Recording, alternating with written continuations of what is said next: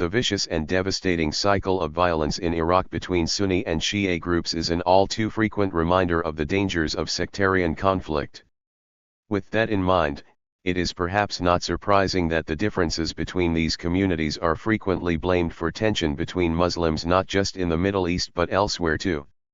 However, Sunni and Shia communities have a lot more in common in their beliefs and practices than they have differences. In fact, in countries where populations and access to power are relatively equal, they have tended to live together peacefully. Generally, where conflict has arisen, this has been due to power imbalance or geopolitical conflict, such as between Iran and Saudi Arabia, than ideological difference. Indeed, in some countries, sectarian conflict is more likely to occur between different Sunni groups than between Sunni and Shia communities.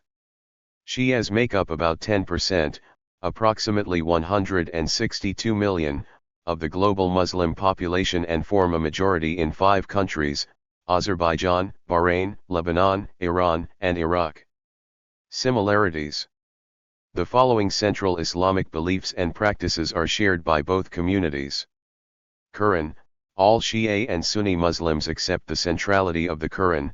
There is no truth to the accusations that Shia use a corrupted version of the text. Hadith.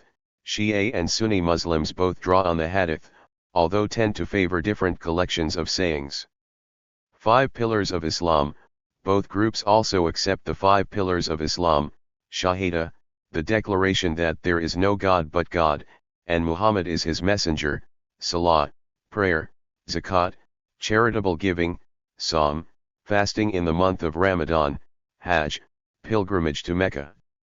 Shi'ism should not be thought of as a later offshoot of Sunni Islam. The two only assumed their current forms in the 9th century CE, after the end of the line of Shia Imams and the collection of the Prophet's sayings, Hadith, had been finalized. Both are considered orthodox, and Al-Azhar University in Cairo, the world's oldest Muslim university and a Sunni institution, recognizes both in its curriculum. In many parts of the world, Sunni and Shia have lived together peacefully and even intermarried. Differences. The primary ideological difference relates to questions of religious authority and the leadership of all Muslims following the death of the Prophet. Those who followed the Prophet's closest companion, Abu Bakr, became known as Sunni, the followers of the Prophet's example, Sunnah.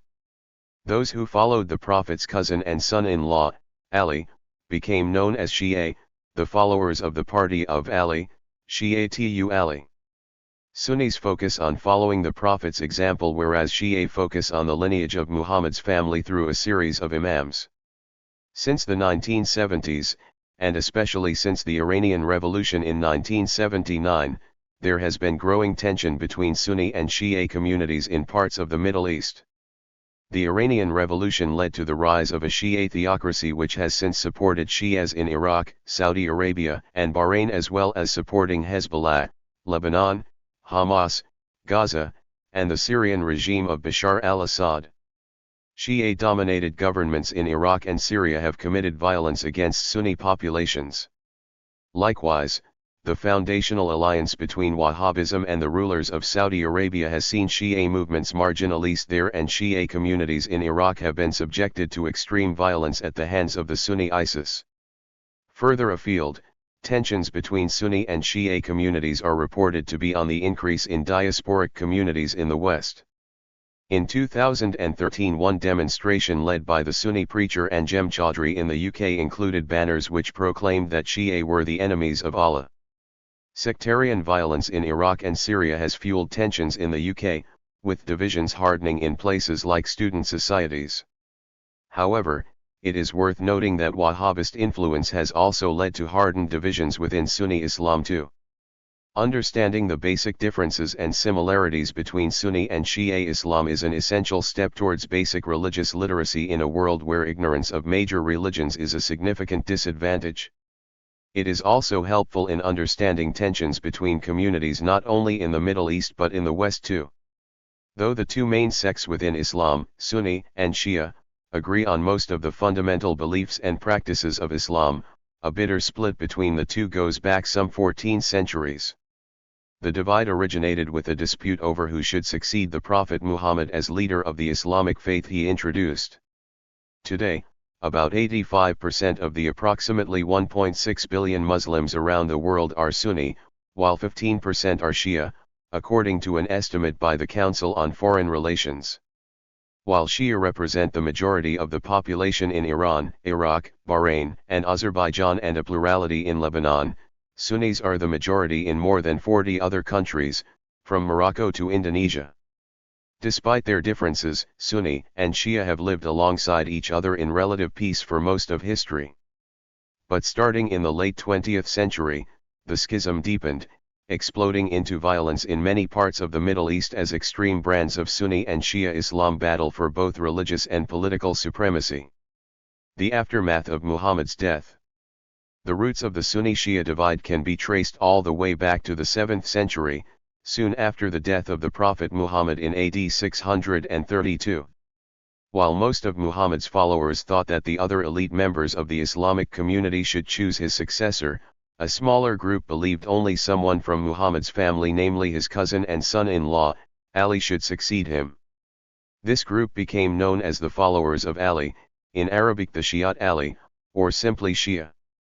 The essence of the problem is that Muhammad died without a male heir, and he never clearly stated who he would want to be his successor, says Leslie Hazelton, author of After the Prophet, the epic story of the Sunni-Shia split in Islam.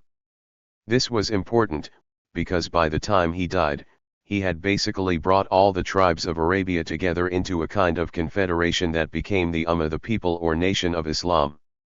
Eventually the Sunni majority, named for Sunnah, or tradition, won out, and chose Muhammad's close friend Abu Bakr to become the first caliph, or leader, of the Islamic community.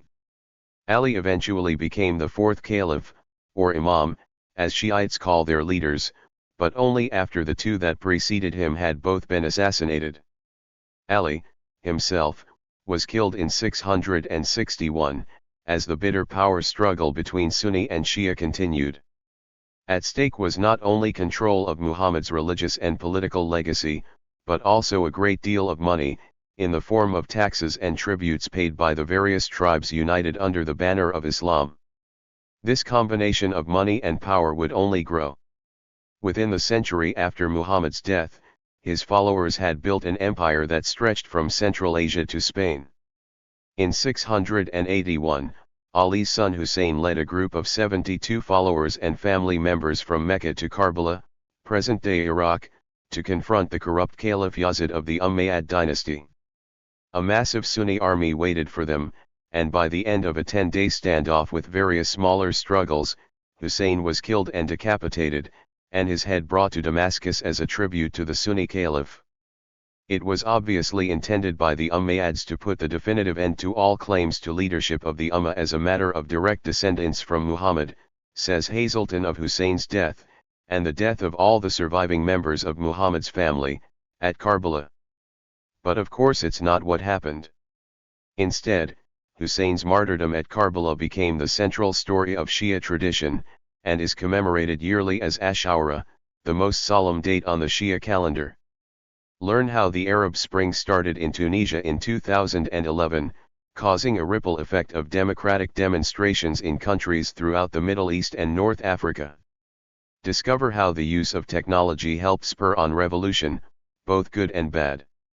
In addition to Karbala, the NPR podcast Throughline identified 3 key milestones that would sharpen Sunni-Shia divisions by the end of the 20th century. First came the rise of the Safavid dynasty in the 16th century, which transformed Iran, through force, from a Sunni center into the Shia stronghold of the Middle East. In the early 20th century, the victorious Allies divided the territory held by the former Ottoman Empire after World War I, cutting through centuries-old religious and ethnic communities in the process. Finally, in 1979, the Islamic Revolution in Iran produced a radical brand of Shia Islam that would clash violently with Sunni conservatives in Saudi Arabia and elsewhere in the decades to follow. Amid the increasing politicization of Islam and the rise of fundamentalists on both sides of the divide, sectarian tensions intensified in the early 21st century, especially amid the upheavals caused by two Persian Gulf Wars, the chaos that followed the U.S.-backed ouster of Saddam Hussein's Sunni regime in Iraq, and the mass uprisings across the region that began with the Arab Spring in 2011. Sunni-Shia divisions would fuel a long-running civil war in Syria, fighting in Lebanon, Iran, Iraq, Yemen, and elsewhere, and terrorist violence on both sides. A common thread in most of these conflicts is the ongoing battle between Sunni Saudi Arabia and Shia Iran for influence in the oil-rich Middle East and surrounding regions.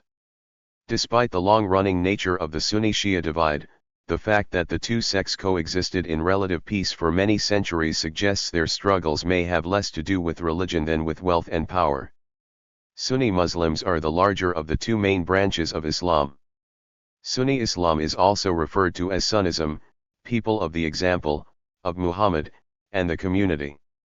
The word Sunni comes from the word Sunnah, Arabic, which means example and refers particularly to the words and actions or model one or example of the Prophet Muhammad. They represent the branch of Islam that accepted the caliphate of Abu Bakr due to him being chosen by shura, or consultation. Abu Bakr, as leader of the community, was regarded as first among equals rather than as possessing extraordinary spiritual authority or a unique ability to determine what was the correct Muslim view. Rather, Sunnis use consensus or ijma to determine what is Islamically acceptable. The main difference between Sunni and Shia Islam lies in where authority is located. For Sunnis, authority is shared by all within the community, even if certain individuals have, in practice, claimed special authority, while for Shia, authority resides in the descendants of Muhammad, and in their representatives. Sunni Muslims may follow one of several law schools, and may also identify with various movements or schools, including Sufi Islam, which possess their own distinctive traditions. The notion of a single Sunni political entity resembling the early caliphate, in which Islam governs all aspects of life, remains an ideal for many Muslims, although historically the Sunni world subdivided into various political units, and in the modern world there are many different types of government in Sunni-majority states, including a secular system in Turkey, a more or less absolute monarchy in Saudi Arabia, and democracies in, for example, Indonesia and Malaysia. Some Sunni Muslims stress Islam's universal claims to be the best path for all humanity, Q3, 85-6. Others stress that while Islam's message of obedience to God is intended for all people, God has also revealed other paths to various peoples, so mutual exchange and dialogue enriches everyone's understanding of God's will for humanity. The original disagreement between those who became known as Sunni, and the Shia, or party, was over how the community should be governed after Muhammad's death. The Sunni maintained that while Muhammad had not appointed a successor, there was a mechanism in place to determine how the community ought to be governed, namely the mechanism of shura, or consultation. Determining by the process of ijma, or consensus, that the revelation from God was now complete and that the human task was one of interpretation, the majority decided to establish the caliphate to lead the community. The caliph, the first of whom was Abu Bakr, was first among equals, although he symbolically represented the unity of faith and practice and of the community itself. He did not, however, at least in theory, have any more right than any other Muslim to adjudicate what was and what was not a bona fide Islamic practice or belief. The majority, deciding that they were corporately the guardians and interpreters of the Qur'an and Sunnah, tradition of Muhammad, established what at bottom was an egalitarian, non-hierarchical system. A minority did not accept the legitimacy of the caliphate, maintaining that Muhammad had appointed Ali, his cousin and son-in-law, as his successor. Later, Ali became the fourth Sunni caliph but effectively lost power to the first Umayyad caliph, Muawiyah. His son, Hussein, was tragically killed at the Battle of Karbala in 680 CE during the reign of the second Umayyad caliph, Yazid I, a despised figure among Shia. Shia prefer to refer to their leader, a male descendant of Ali, as Imam, and believe that the Imam continues to be inspired, protected from sin and from fallibility. Thank you for watching this video.